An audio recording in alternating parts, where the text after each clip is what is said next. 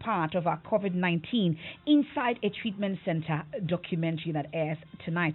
Stay with me for more here on Newsnight. I am Emefa Apawu. Please join me with your thoughts and comments via WhatsApp is 0244 340 437.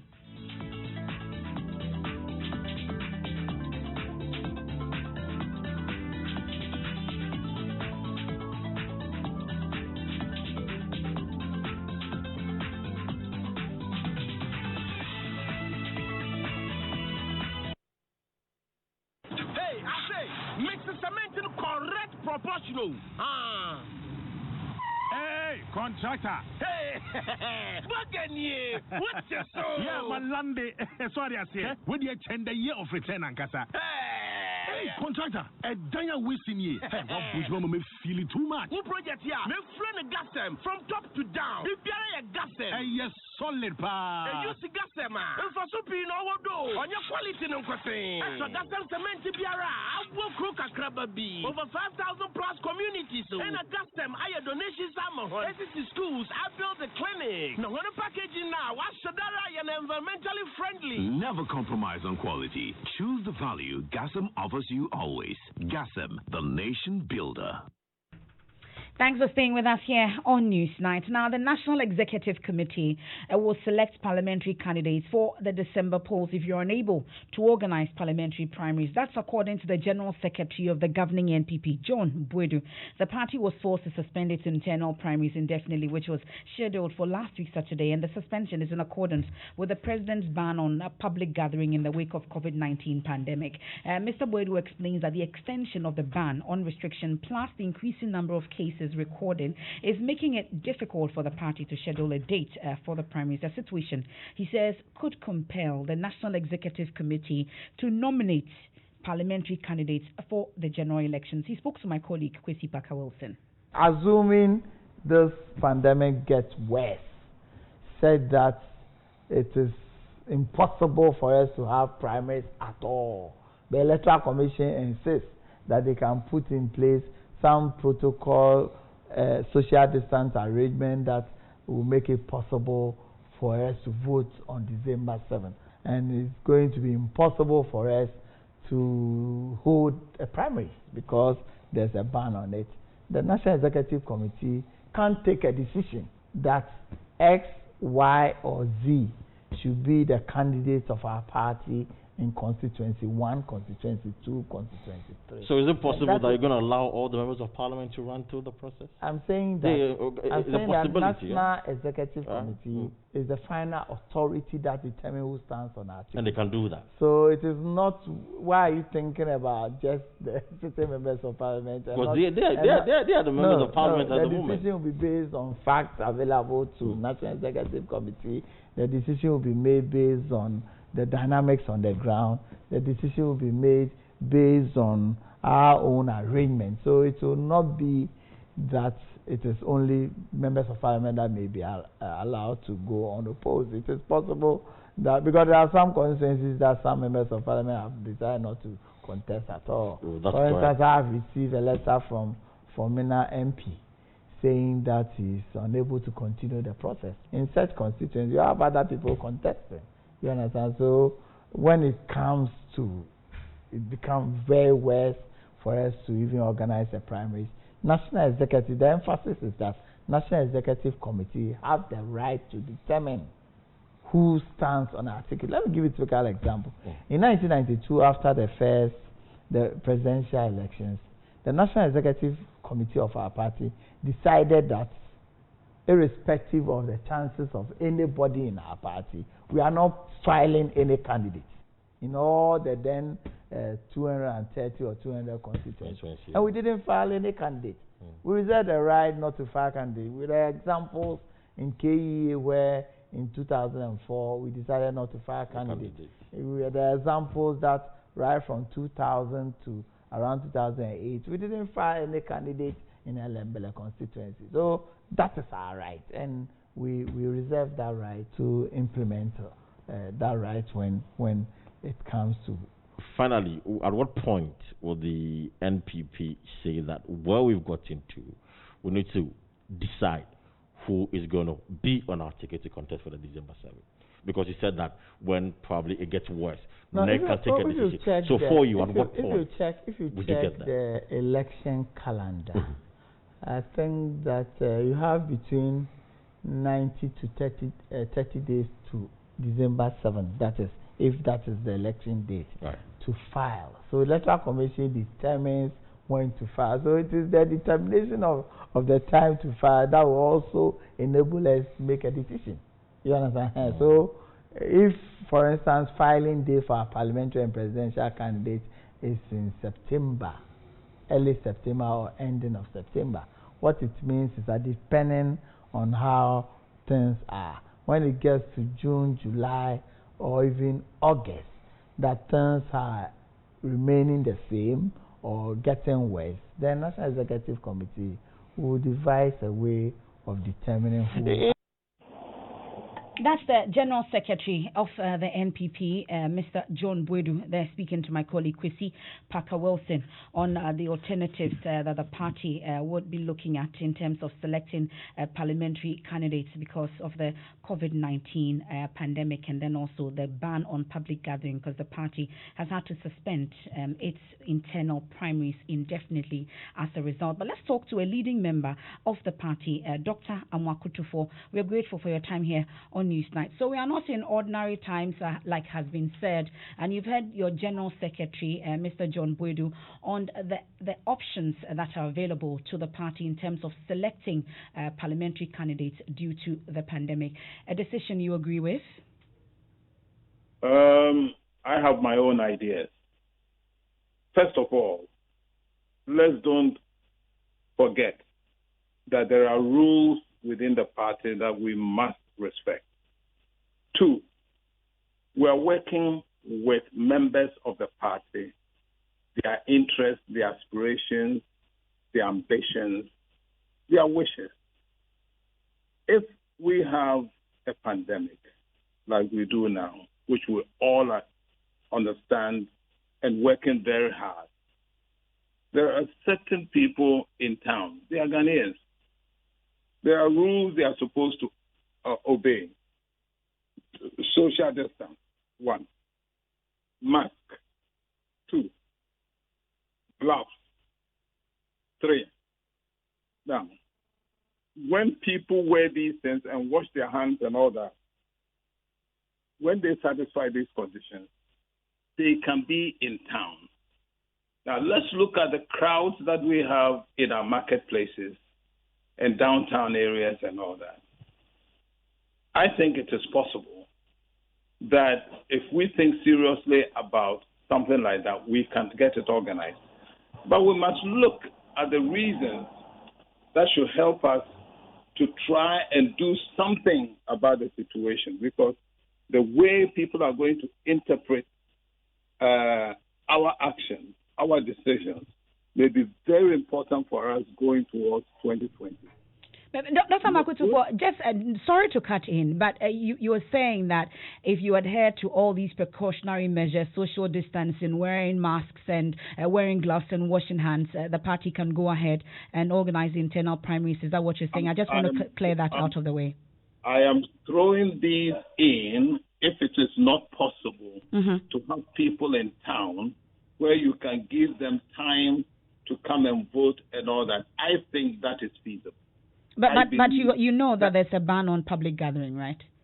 That is not public gathering. What would that be? If for instance, let me ask you.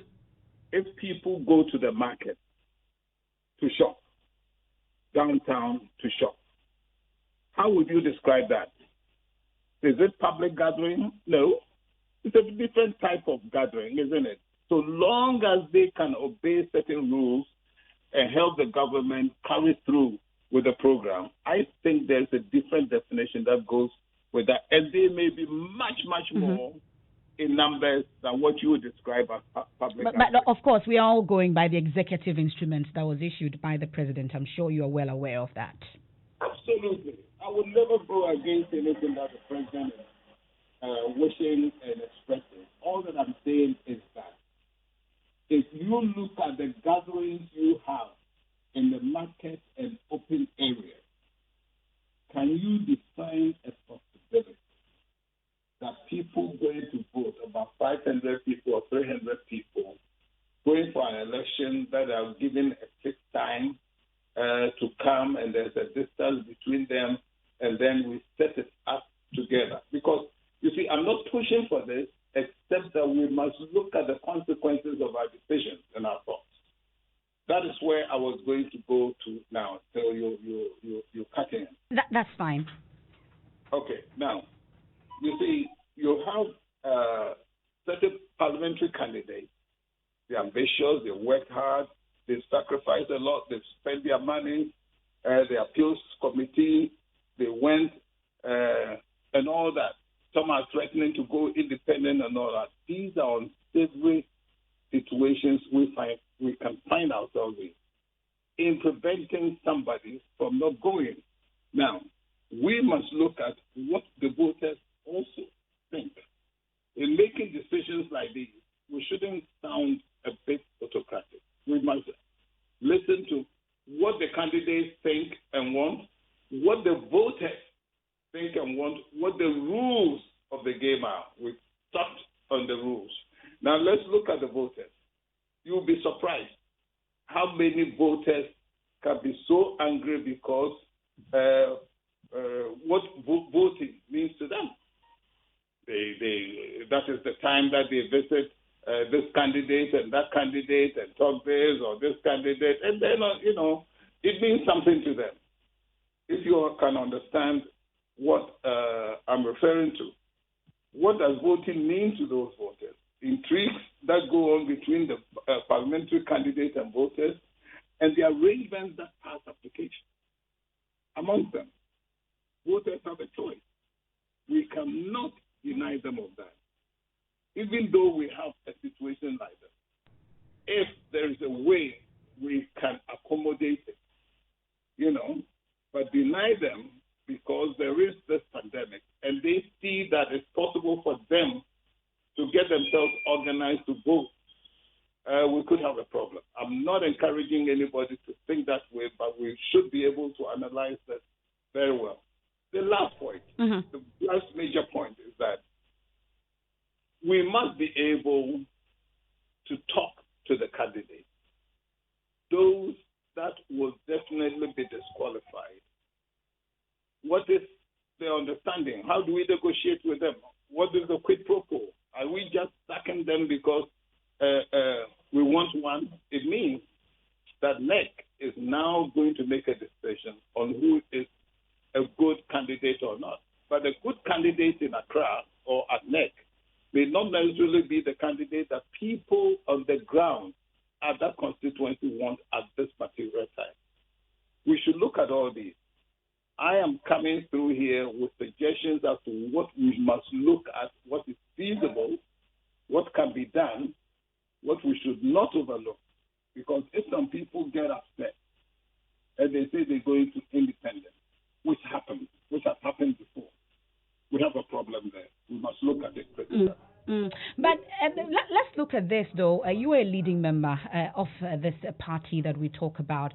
And the National Executive Committee, one of the highest decision-making bodies of your party, in its own wisdom, feels that because of the pandemic and whether it persists, they feel that they would make the right judgment and the right call in terms of who should be representing the party in the next election, should it happen. You don't think we should leave it at that? You think they should consult others before making that decision? I think others have to be consulted for the simple reason that I've given you the kind of problems that could arise. I've given you alternatives that could be possible if the party can prove to people that given the rules, the social distancing, gloves, masks, all these that the government has instituted as rules that we must all respect. Does it mean that people cannot form a straight line? They cannot go and vote. They cannot do anything that people who go to marketplaces go and their numbers and all that. These are all things we have to look at critically, because there are people who already think that some people wanted to disqualify them. If you don't bring these things out, you don't get the right solutions to the problem. So I'm saying that, sure, we are respecting exactly what the president has said. But what the president has said does not mean 10,000 people cannot go to Makwala, or because people are already there. So we are looking at other solutions to make sure that the social distance is actually working. People are wearing their masks. If these are conditions for the voters to go and select, let's develop a very peaceful avenue or direction so that we can all be happy at the end of the day, rather than making others happy and others not. All these things I'm saying is based on the constraint that we observe what the president has said. And what the president has said cannot be taken in isolation as to what is happening in the marketplace, because the lockdown has been lifted and this, that. So long as you do this, everybody going to town, you must put on a mask. Everybody going to vote, you put on a mask. Everybody going to thumbprint, you do this, that. If these things are not possible, then, we can adhere to what is being said by NEC. Well, but remember, there is another body that may also have to take it up, and that's the National Council of the party, of which I'm a member. But I'm not challenging any decision. I'm saying let us think over it. Let us look at the feasibility. Already lots of people believe they are trying to be marginalized. And so if this becomes an excuse for the party to eliminate those people, we should be able to dance to the tune later. We're indeed grateful for your time. That's Dr. Amwako Tufo. He's a leading member of the NPP, a member of the Council of Elders as well. And he's been talking about the proposals and the hand-picking options that are available to the National Executive Committee of the party following the ban on public gathering and the fact that they've had to postpone indefinitely the party's internal primaries. You're still listening to Newsnight. What are your thoughts? Are you a parliamentary candidate?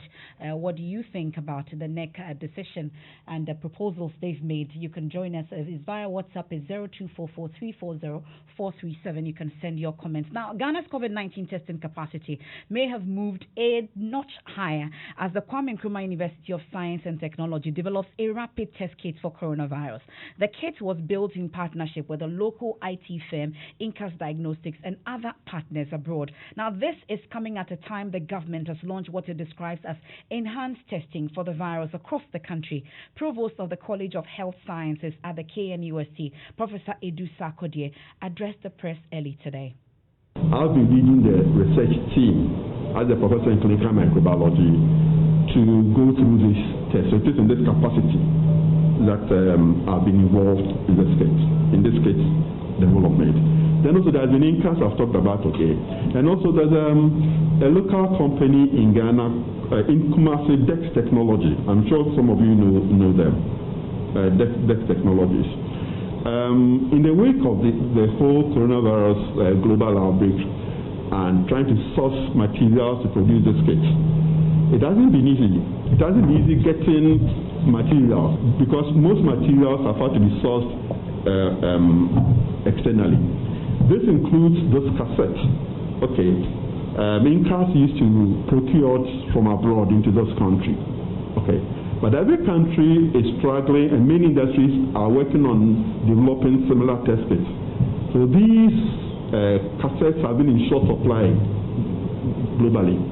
So Incas reached out to Dex Technologies, which is, like I said, is a local hardware manufacturing group in Kumasi, who sat with him, went through developing the cassette and printing it by 3D technology. One of the reasons why this whole thing has delayed is getting this. Okay, so it was a local company, Dex Technologies in Kumasi, that has designed and 3D printed this for use in this country. So that's Professor Edu Sarkodie. He's the provost of the College of Health Sciences at the KNUST. We're privileged to be joined on the phone already. People are applauding this latest development. They say it will help tremendously in the current testing regime. Dr. Michael Owusu is a lead virologist at the Kumasi Center for Collaborative Research, KCCR, one of the brains behind this new testing kit, and he joins us on the line. Thank you so much. So I would first say congratulations on this development. But first, though, exactly how does this device look like? Describe it to us. Yeah, so good evening to your listeners. So the brain behind this is Professor Yawedu Sarkodie, who led the research team in developing this idea together with the INCAS Diagnostics. We in KCCR have collaborated closely with this team in optimizing these assays, and where we are hoping that the Food and Drugs Authority will evaluate it and then can give us a final green light on this. So you will know that the WHO recommends four kits for testing COVID-19. The first is what we call the nucleic acid amplification test kit, which detects parts of the virus, which is what we are using currently in Noguchi, in KCCR, in Kolebu, and in the veterinary diagnostic services. The second one is the virus culture, which we don't have capacity to culture. Nobody has BSL-4, and therefore we don't even do that. And then the third one is the virus sequencing, which was recently done by the West African College for Biology, Center for Infectious Pathogens at Kolebu, where they sequence the virus strain. And the fourth one is the serological testing, which is very, very vital, which WHO has recommended, but it has its space in doing this. So what WHO said is that it aids in investigation of ongoing outbreak and retrospective assessment of attack rate in case of outbreak. So ideally, this serological kit plays so much importance, especially when you have pandemics of this nature. What we know is that it enables you to estimate the attack rate and case fatality rate. It helps you to know and deploy immune health workers, especially to reduce exposure to the virus. So the UK is considering issuing out immunity passports for health workers to be able to work. When they know they are immune, they can work freely and will not be exposed to the disease. The third is that it enables you to effect a non-pharmaceutical intervention at your population. So, for instance, you can decide to determine how long you want to lift your lockdown. If you know that the large populations are immune, you can decide to go. 70% have the antibodies to the virus. Then you can decide to go on and then not really be worried about lockdown. And the fourth is that it enables you to mount a strong immunological response to the virus in terms of trying to find out how well you can use the plasma of those who have antibodies to treat those who are severely sick. So if you look at the strategic plan, behind testing, then you will know that serological testing of this nature have an important role to play. And for me, I think it's one good thing that KNUST has done in coming out with this innovation, that we all need to applaud the scientists behind this and to really celebrate them as they have developed this locally within their own limited resources. Okay, and it's able to perform tests in less than an hour? Exactly. So with the PCR, we are able to do test issue this in 2 to 6 hours through extraction and then PCR testing. But this can develop, you can issue results in about 20 to 30 minutes, which is very, very good. So I expect that you can target this at the slums, at the marketplaces, in the public transport, at various hotspots where you think are high-risk group. And within a short minute, you can do several thousands of tests. So this is meant not to replace the nucleic acid amplification test, but then to augment what you're already doing. Then we can properly estimate the burden of the disease, and we can understand how well people are immune to, and can determine that, in fact, we want to go as long as this period for our lockdown lifting, or perhaps lockdown because we think that many people are not immune. So I think this is very vital and can help us maximize our testing capacity in the country. Okay, so I know that it's still going through the various processes before it hits the market, but we have a timeline. Do we know when exactly it will be available? So the timeline depends on the Food and Drugs Authority. As you know, they have been very supportive, and from my knowledge, they have expedited their processes and are trying as hard as possible to be able to do this very quickly. So what we are doing is we are just waiting on them as they go through this process together with the Ghana Health Service to quickly let us know exactly what the outcome will be, so that we'll be able to work with the Ghana Health Service to deploy this to various places that need it. So let's just wait for them, and we hope that with time they will let us know the outcome of this evaluation exercise. I'm sure they will fast track the process, but what would the distribution of this product be like? Will it be in pharmacies, drive-through centers, or where exactly? So development or evaluation of the kit is one aspect, and then the policy behind testing is also another thing altogether. So, in fact, if you want to do self-testing, a lot goes into this.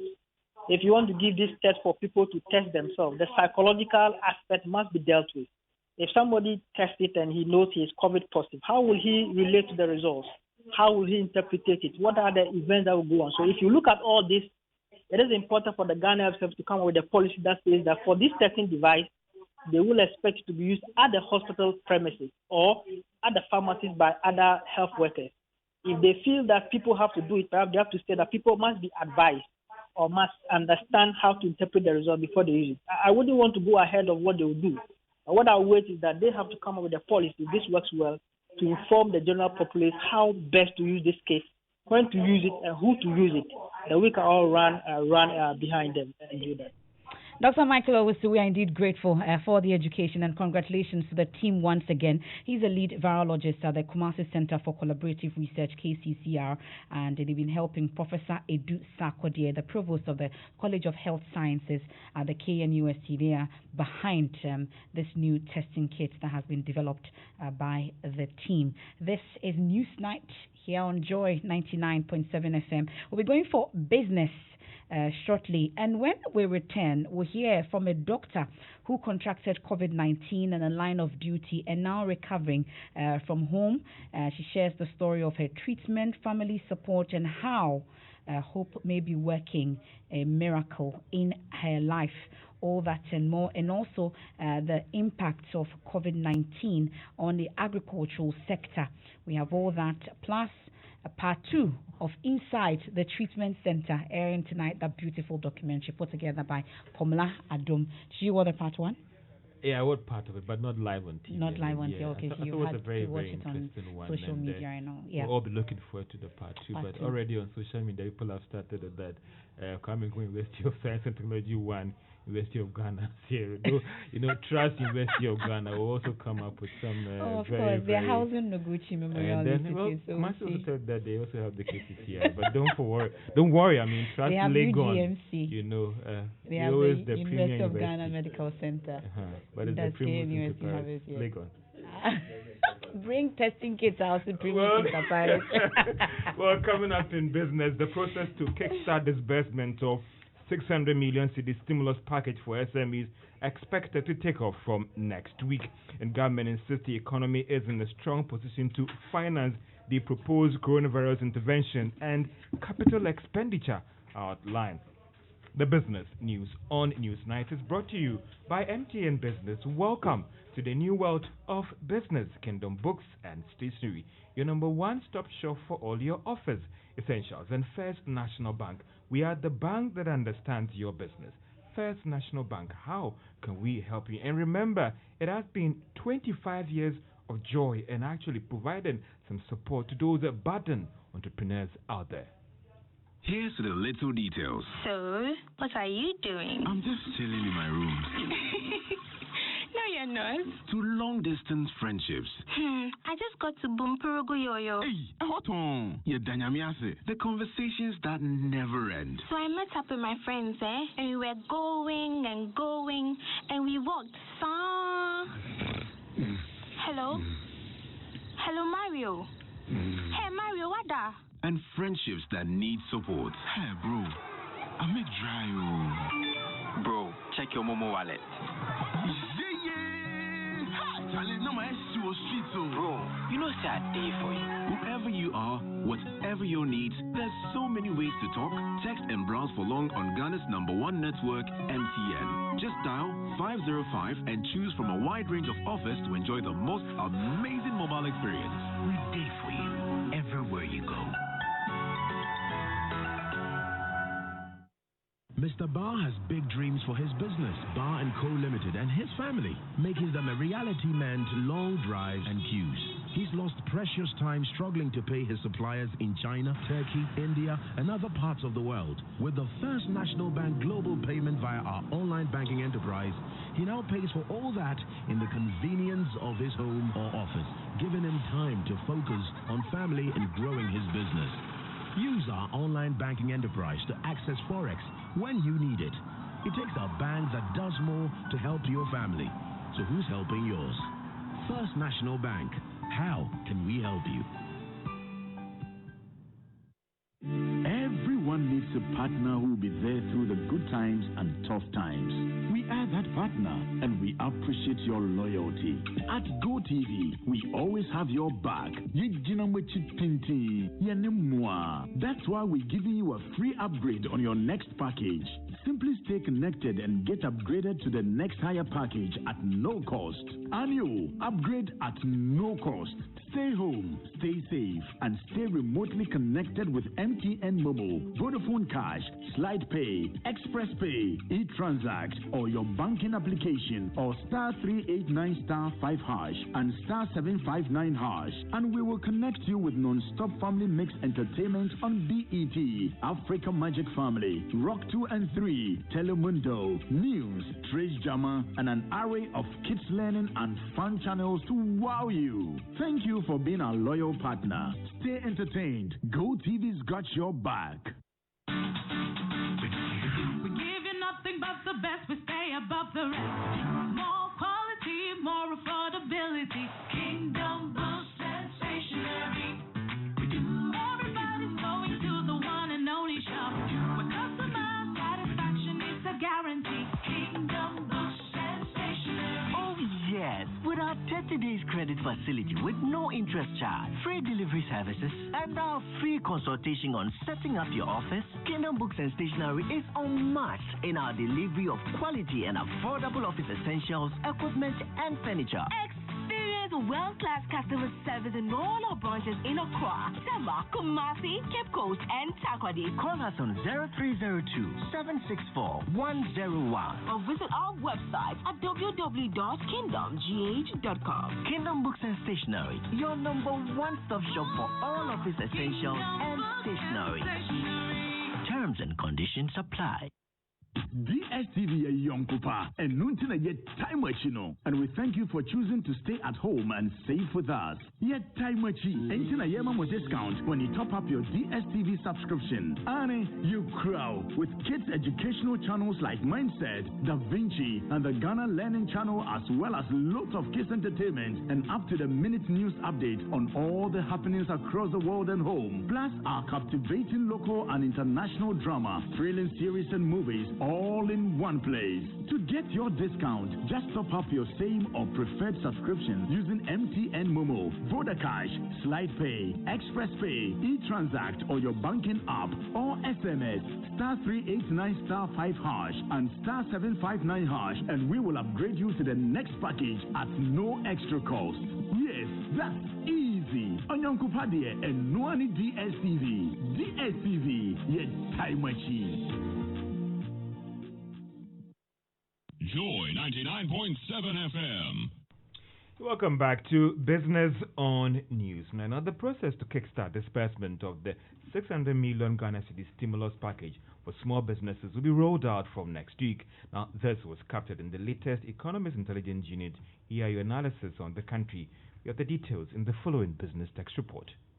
The Economist Intelligence Unit in the April 2020 report is projecting that the cedi would end the year at an average rate of 5 cedis, 86 pesos. This should mean that with the cedi currently trading at around 5 cedis, 83 pesos, we may not witness any significant depreciation of the currency, even though this is an average projection. This is despite the recent pressure on the local currency, which saw it hit 6 cedis by middle of this month before it stabilized marginally at around 5 cedis, 83 pesos. The EIU is, however, warning that the cedi could come under pressure from the next year, causing it to depreciate further. The unit also forecasted it would end. According to the unit, the loans that would be given to small-scale enterprises would have a 1-year moratorium and a 2-year repayment period.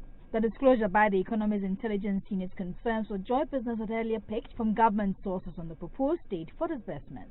It is, however, not clear for now whether the process would first start with applications followed by the required disbursement.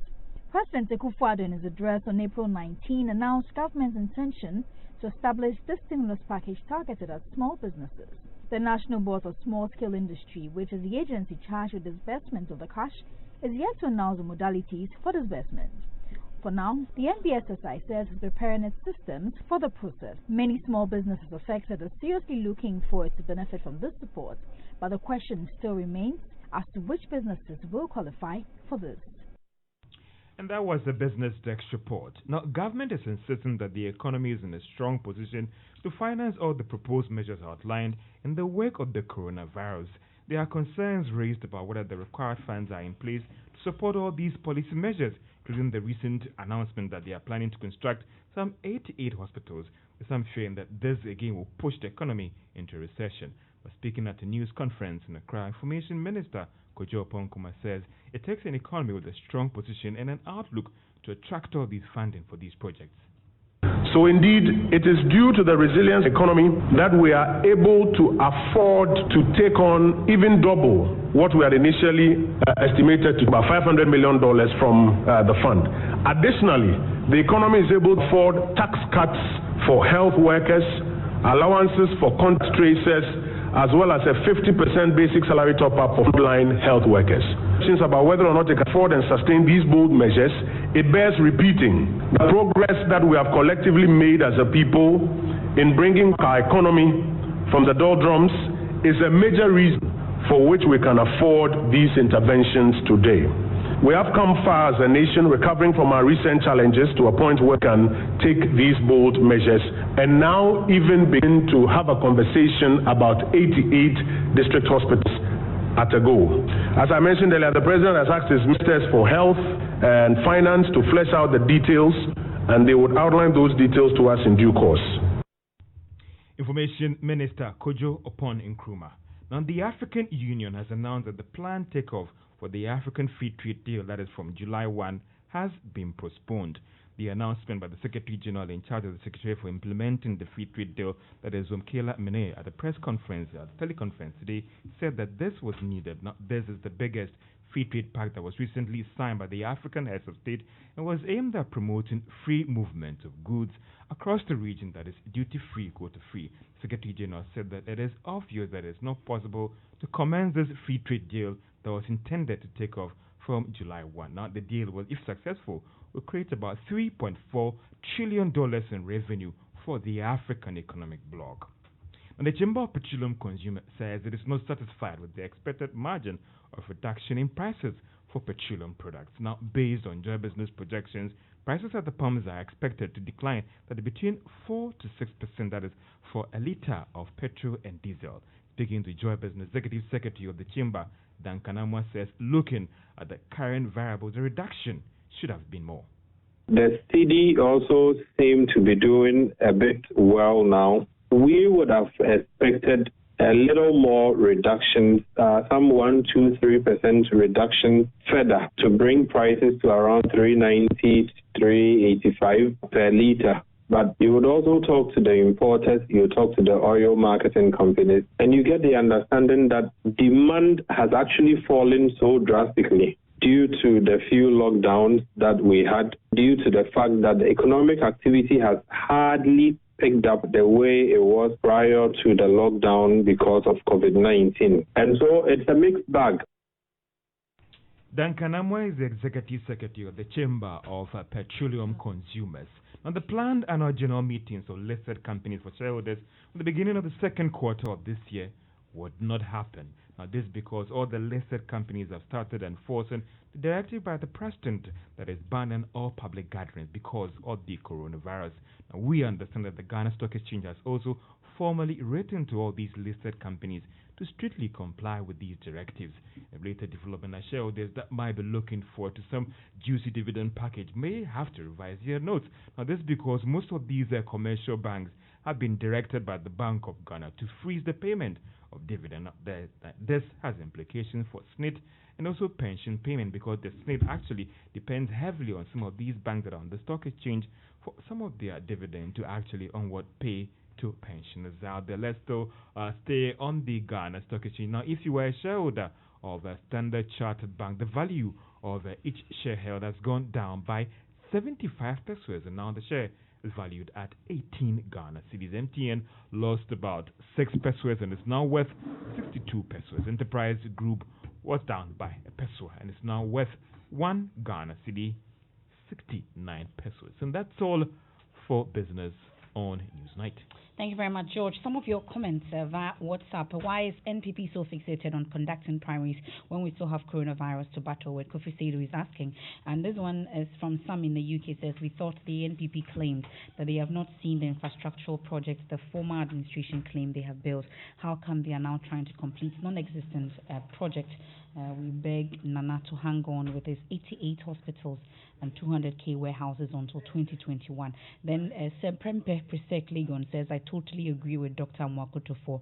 The party should devise a method to organize the election. Other than that, any means of selecting members will be a political suicide for the party in the 2020 polls. And EKN says, I'm surprised no political party is thinking about electronic voting for their primaries. The EC must start thinking digital voting alongside the current process.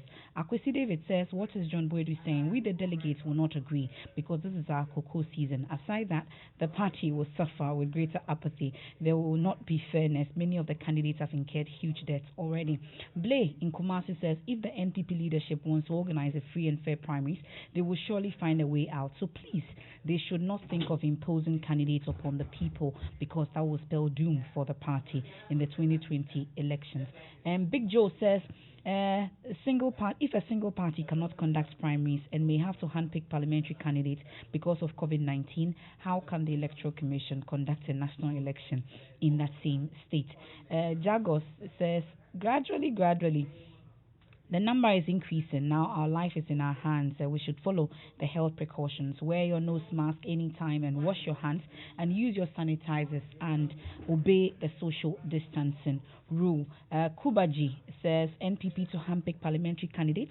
This will be so interesting. A party that doesn't have majority parliamentary candidates, let alone presidential candidates, is always making noise about the NDC's running mates. Okay, so and this one, final one, Wolanyo says Ghana government is doing extremely well in the course of delivering to put the matter of coronavirus to a standstill. Let us adhere to the directives and ensure precautionary measures to defeat COVID-19.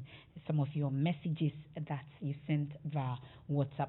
Now, COVID-19 is not only creating challenges in the health sector, but is also disrupting the global agricultural value chain. Here in Ghana, farmers involved in the export of cash crops like cashew, as well as fruits and vegetables, are struggling to get markets for their produce. The result is that cashew farmers, for example, are selling their produce at less than half the regular price, causing them losses. Listen to Alhaji Justice and Suma, who is the General Secretary of the Ghana National Cashew Farmers Association. Indian government also said no, because the way the things is jumping to country by country, they don't want it to be spread too much.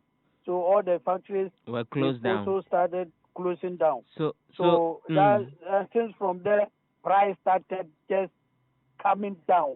Every day they will tell you 2 cedi. 3 cedi, 2 cedi, 2 cedi. And so this is what has brought this or that affected the business. And so now, what is being sold now for 2 cedis, 3 cedis? Previously, about how much were farmers getting for it? So before COVID-19, farmers were getting 6 cedi, 50 pesos. Even though some got 7 cedis.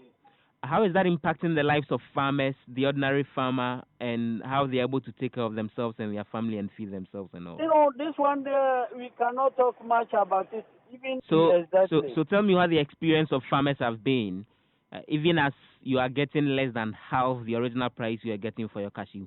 How is that likely to affect the chances of you staying in business as farmers? You see, we are praying that all years are not the same. If today is not good, tomorrow can be good. That is our prayer. So we are praying that this pandemic will be over and God will help us so that if God permits, our trees, cashew trees, the farms are still there. The farms are still in their position. So there will be no problem if next year things will go better for us. Would you want to see any kind of intervention at all from government in terms of support and all? Oh, that one there, if government think of it, is very good. It will be very good. That's Alhaji Justice Ansuma. He's the General Secretary of the Ghana National Cashew Farmers Association. Joseph Opoku Gakpo of our Agriculture and Technology Desk joins us in studio with more on this. So, Joseph, what could be causing the problem with the slump in cashew prices? So it's a very simple thing. The processing firms in the countries that do a lot of the processing, like India, have closed down as a result of lockdowns related to COVID-19. So there's a glut in the market. The international prices are falling, and now farmers are taking the hit for that. With the prices, slumping by more than 50% in some of the places with the cashew growing areas in the country. And it's not just cashew. Cocoa sector is also taking a hit. In fact, the chief executive of Cocoa Board recently expressed concern that with the banking sector also going into all the troubles, chances are that the syndicated loan Ghana went for in order to help purchase cocoa and all, the money may not come in, and it's likely that may cause farmers to struggle. Currently, it's not being hit that badly, and that the projection is that may take a bit of time if the markets don't reopen and things don't come back to normal anytime soon. And then the fruit and vegetable exporters, they also have their own situation. That is another area that has been badly hit. A lot of vegetables, a lot of fruits are exported, pineapple and papaya and all. Some of the companies have repeatedly made the point that since the COVID-19 outbreak happened and economies were closed down in Europe, where a lot of the exports go to, they've struggled to actually sell out any produce, and they've had to send out some of their workers in the processing factories and all, causing all the troubles to the global supply chain. So it's not just about the food security challenges locally, but how those who export produce out of the country, including those who sell vegetables in the Volta region and send it out to Togo and all, how they are suffering as a result of this is another big issue that it may take time to see the full impact. And another bigger issue that we are faced with, 8 out of the 16 regions affected by the fall armyworm is an annual thing, more like an annual ritual. What do we know about the situation? Looks like this year everyone is virtually worried. Even the Agric Ministry confirms that in the Bono region as well as Bono East, the Ashanti, Ahafo, Central, Eastern, Greater Accra and Western regions, they've had the detection of the fall armyworm. And this is very early in the season. You've not seen a lot of the rains come up. Let's hear from Nana Obadia, who is president of the Concerned Farmers Association. He says they quickly need chemical interventions in order to avoid the situation spreading. Yeah, it is true. Some of our farmers, we've had a complaint, and they are also experiencing this fall armyworm that we've also told them about. The ministry alert that they can also reach through their extension officers and other things just to see to it for them. And then also what we are also doing to help is also to reach the farmers through their farming communities, and then the necessary support that concerned farmers we also have will also deliver to them. So it is something that we are aware of it. We are also trying our best in a way to make sure that this fall armyworm is being solved. And the main challenge that I think we have is the chemical. Now, the way the world is trending and the way the world is going, you need to manufacture things on your own and use it on your own, rather than buying something from outside which you don't know the kind of component that is in it. Though science is there, but the science also have their language that they speak. And so that's Mr. Boahin there interacting with my colleague Joseph Opoku Gakpo. Let's get some answers from the Agricultural Ministry. The Deputy Minister for the sector has joined us on the line. Mr. George Odro, we are grateful for your time here on Newsnight. So 8 out of our 16 regions have been hit by the fall armyworm. Is it a situation you would say you have under control? Thank you very much. To begin with, it is the ministry that did an evaluation in all over Ghana to assess the situation. But don't forget, we have been always saying the fall armyworm cannot be eradicated. You can only manage it. But as of now, there has not been any chemical or any scientific method that can be used to eradicate this fall armyworm. So they are here to exist. So any time of the year, beginning of every planting season, one of our directorates, the PPRS, the Plant Protection Regulatory Services Directorate, they'll do the assessment before the planting season starts. So we did the assessment and realized that this year they have started coming out early. So we are able to procure the chemicals, and as I speak to you now, we have the chemicals at the various districts everywhere. Every district in this country has a chemical. So any farmer who has been affected or who has detected the fall armyworm could just go to the district director and then ask for the chemical. It will be given to that farmer for free. So this year, you would say that we don't have cause to use detergents and the pepper that we were using previously. You don't have what, pepper? You know, last year, for instance, we heard that some farmers were resorting to the use of pepper and detergents because of the lack of the non-availability of the chemicals that we're talking about. You see, it wasn't lack of the chemical. The pepper and other concoctions that you just mentioned, some of them have pepper, has not been approved by our scientific or science authorities. We have approved chemicals meant to combat the fall armyworm. However, being a farmer, at least when the farmer realized his produce or farm is being attacked by the fall armyworm, they were trying to combat them with their own means, but it wasn't the appropriate. So later, we informed them that we have the chemicals which has been approved by the EPA and the PPRSD to be used. So right now, if any farmer has been attacked by this fall armyworm, the first place to go to is to go to the district director of Agric in your district where the farm is located. You have enough chemicals there to be given to the farmers for this to combat the fall armyworm. So we cannot eradicate it like you're saying, but yet we are spending so much on it. Now we have 8 regions recording it. Are you saying that you're expecting it to spread further? No. What is happening is that in Ghana, we have 2 planting seasons, the southern sector and the northern sector. Now the southern sector comprising these 8 regions have started planting as at now. The northern sector is going to start their planting in somewhere June, July. So all the 8 regions in the southern sector have been affected.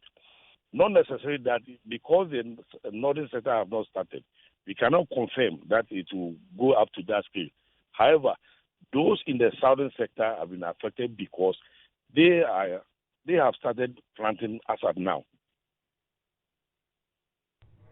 Mr. George Odro, there is a Deputy Agric Minister. We are indeed grateful for your time. We've been talking about the fall armyworm and what the ministry is doing to bring it under some control. Now, 5 persons with COVID-19 admitted into intensive care have recovered and have been discharged from hospital since Ghana recorded its first case. So far, 12 persons requiring critical care have been admitted to hospital, with growing fears the health system could be overwhelmed if Ghana's cases rise. Now we are at 1,671 with 188 recoveries and 5 more deaths. But the National Case Management Coordinating Member in charge of severe and critical cases, Dr. Chris Owu, has been speaking to us exclusively for the second part of the COVID-19 Inside a Treatment Center documentary to be broadcast later tonight.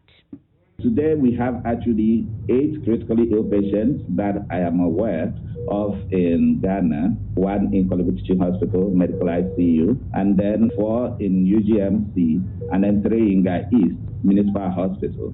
In a total, I think we've had about a total of either 13 or 14 patients in ICU. It's basically everybody who has died from a complication of COVID-19 was severely ill. We've successfully discharged 5 of them now who were very ill, requiring significant care by doctors, nurses, and other health professionals, and of course a multidisciplinary team of healthcare workers. We have unfortunately lost 2 of them in ICU and a 3rd one that arrived basically in ICU with a heart stopping on arrival, and unfortunately we lost that one. So we've had a total of 3 of them reaching ICU and dying here. And that's Dr. Chris Owu there speaking exclusively to Joy News, and it's part of part 2 of Inside the Treatment Center, COVID-19 Inside the Treatment Center documentary, airing right about now on the Joy News channel, also on all our social media platforms. You want to catch that. Now, she tested positive whilst performing her regular duties as a specialist at the newborn intensive care unit of one of Ghana's of Ghana's hospitals. Still recovering, the mother, who wants to remain anonymous, says talks about strong family support she received, great support from colleagues who sometimes left food at her doorstep, but also suffered stigmatization from the workplace. Here's her story. Initially, it was a bit difficult for me because I wasn't, doing the usual routines that I would do. I became a bit bored, but then I decided to use the opportunity to bond more with my family to teach my little girl a few things to do.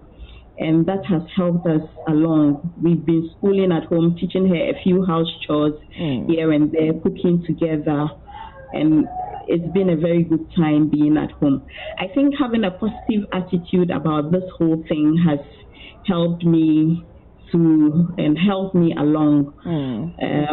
Even though I had my fears, every day came with its own challenges. There were days that I would wake up, have a little issue here and there. For example, if I wasn't coughing before and then I started coughing, then I would start asking myself whether the disease was going to get worse. You know, there were still the fears and the anxieties were all still there. But I decided to have a positive attitude about this whole thing. I told myself that I wanted to live. I wanted to live for my family. And so, yes, that helped me along. Great. So what kind of support did you receive from friends, colleagues, and family? A lot of support. A lot of support. And I want to use this medium to thank my colleagues at work. They have been so supportive. They would call in every day to check up on me and my family. Some dropped food at my doorstep. I had people who would buy my medications and come and drop at my doorstep. I had people who would call and read Bible verses, you know, just to encourage me. I have had a lot of support from my colleagues at work. My family has been great. I mean, they were just there for me. I must say that I had a lot of support. Yes. Great. Yeah. And I ask you this because not every person gets the kind of support that you describe. Unfortunately, some people tend to stigmatize, and we wanted to use our medium, to speak to people. So what would you say, being in the situation that you find yourself in, what would be the message that you want to send across to all of us, really? Yes, Mama, yes, I've had a lot of support, but then I've also gone through stigmatization, and surprisingly, it came from the hospital. It came from health workers. People telling me that I have come over to where they work and I've spread the infection to them. You know, and that was I was very sad when I heard them saying things like that. I heard people saying that I had gotten it from my husband because he doesn't live here. He lives in the US. But my husband was here in January. By the first week of February, he had left. So it took about 8 weeks before I developed my symptoms. I don't think I got it from my husband. And that's a health worker sharing her experience with Mama V. Owusu-Abwaji on the AM show on the Joy News channel. Of course, we continue to celebrate our frontline health workers. We know that a number of them have been infected by the COVID-19, but we're with you in prayers, and we hope that it will be well with you. No stigmatization. In the meantime, ensure that you stick to all the precautionary measures. Wear your masks, and then also wash your hands and use sanitizers. And that's it for Newsnight. There's more news when you log on to myjoyonline.com. Thanks so much for your company. I am Emefa Apawu.